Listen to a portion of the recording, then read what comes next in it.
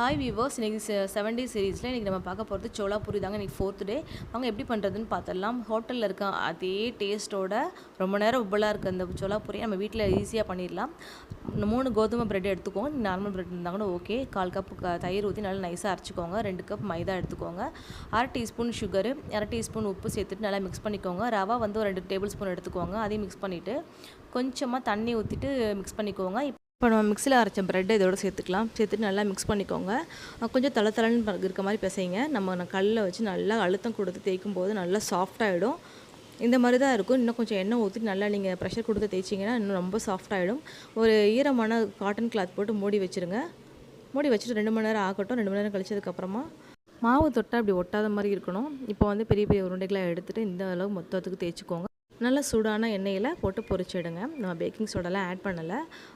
இந்த மாதிரி ட்ரை பண்ணுங்கள், ரொம்ப சூப்பராக வரும். தேங்க்யூ, பாய்.